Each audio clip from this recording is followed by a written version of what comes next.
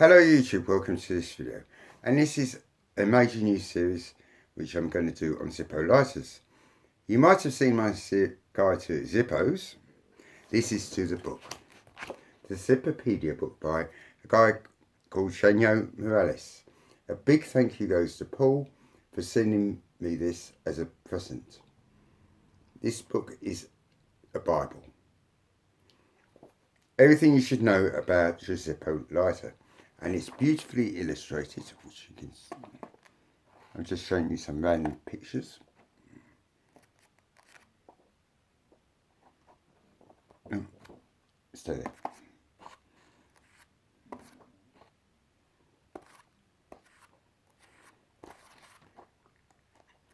And it's very detailed.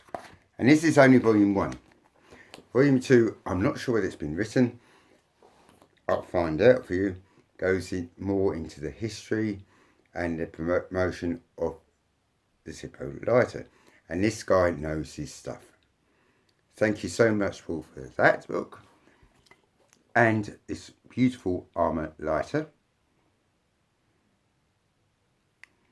And I hope I do the book justice.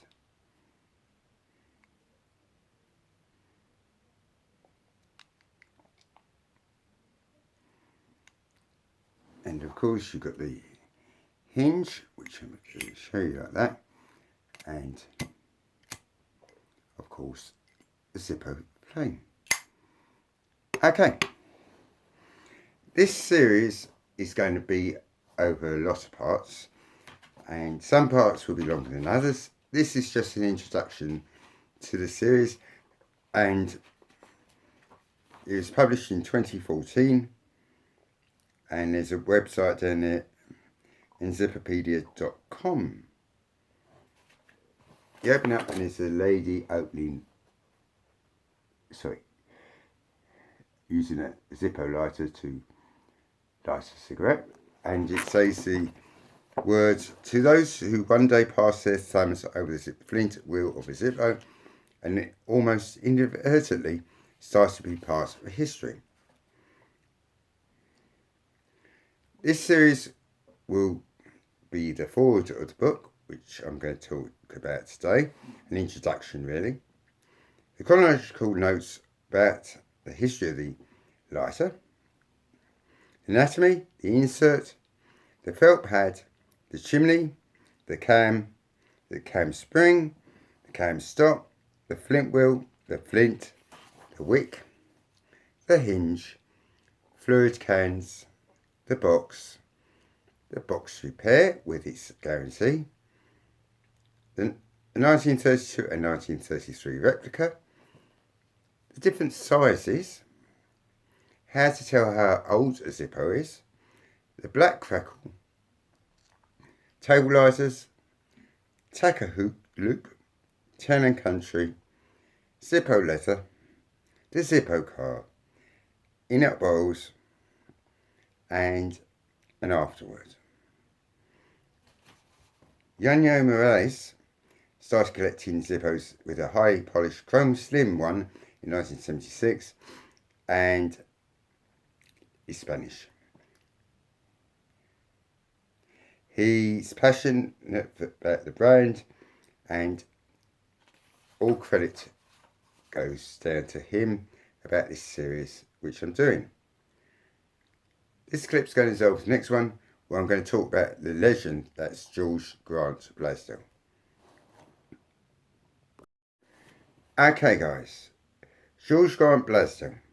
He was born on June 5th, 1895 in Bradford, Pennsylvania, and he started from zero and he created one of the most important companies and the most recognised American icon, the Zippo lighter, from scratch. He sadly passed away on October the 3rd, 1978 at his home in Miami Beach, Florida. He did his famous guarantee, if it doesn't work, we'll fix it for free. And he used to believe in build your product with integrity, stand behind it 100%, and success will follow. His parents moved to Bradford in 1891 and he went to high school there. He quit as he preferred to work and learn a trade and earn money. He then started military school for a couple of years before leaving to start an apprentice in the family firm, the Blaisdell Machinery Company. He remained there to the start of the 1920s when the family firm was sold to the Cuban firm Allied. Young Blaisdell, along with his brother Walter, then founded Blaisdell Oil Company, and it was a company engaged with the extraction and sale of petroleum products. It lasted to the 1930s when the Great Depression forced it into liquidation. A natural entrepreneur like him was immediately looking for other business opportunities. This author believes this famous event happened in 1931, not in 1932, which the majority of people believe. In Bradford's Country Club, George was there with his friend, a fellow businessman, Dick Dresser, and Dick Dresser lit his cigarette with a cheap Austrian lighter, probably less than $1 in value, and George was shocked. His friend was smartly dressed and he said, "You're all dressed up, why don't you get a lighter that looks appropriate?" "Well, George," it said, it works. And George then thought about importing a better quality Austrian lighter from the Austrian company ICEB. The Cyclone model had no chimney. ICEB stands for Coal Ingenieur und Ingenieur Barnard, and it came in different sizes: 35mm with a bottom 12mm and a height between 50 and 60mm. He didn't put his name to it, so Zippos weren't born yet. He imported them for about 12 cents and sold them for $1. They were susceptible to damage, and he wanted to design and make a proper Zippo. But it was his first entry into the lighter market. He has learned his lesson, and at the end of 1932, beginning of 1933, 6 staff were formed together in a boardroom, and he decided to start. He designed and made the lighter he was proud of.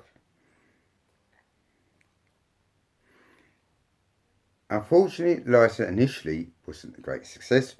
Remember, there was a great big depression going on around the world, especially in America. He never stopped production at the eventual lack of sales, but left the surplus production as a deposit at tobacco stores and at jewellery shops and other products in the city, so they could always be on sale. He made 1,100 units. After only 1,100 units were sold in the first year, in 1934, he discovered another distribution channel. There was a game at the time where you could go to your news seller and buy a punch bowl. These retailed at a couple of cents, and you could win a Zippo lighter and premium qualities brand cigarettes, or packs of Camels, Lucky Strikes, depending on the winning number. More than 300,000 lighters Zippo had manufactured. But by the time the game was outlawed in 1940, a lot of it came down to the punchbowl, a scratch card game. In 1935, he ordered the brand 500 advertising lighters, and advertising lighters were used by other companies promoting their own business. And I said I'll show you the book, which I haven't. I've just been reading. Sorry about that. That's images at the end. This is what I've been trying to paraphrase.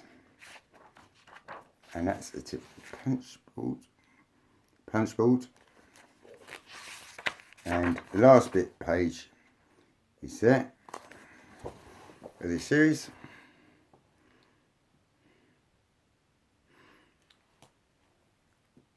He then moved on to, after war, to table lighters, jewellery lighters in 14 karat gold, pocket knives, belt buckles, etc.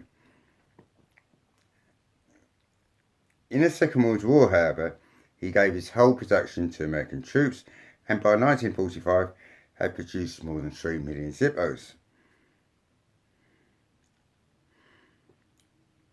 In the 60s, there was an aggressive trade action by Blaisdell, and Zippo handled 25 advertising customer accounts and billed over $10 million. He introduced the Zippo car. He was organised trips and was a caring employer, allegedly, and undertook many actions to help his own town, creating foundations, scholarships, etc. He had 2 daughters. He got married to Marion Blaisdell. His daughters were named Sarah and Harriet. And that's about it from this. What follows is some images what I've shown you. Give this video a thumbs up. Next part of this series will be the chronological notes, where I'll be discussing the birth of the icon, the history of the Zippo lighter, which starts on that page there. Stay lit, guys, and thanks for watching. Give this video a thumbs up.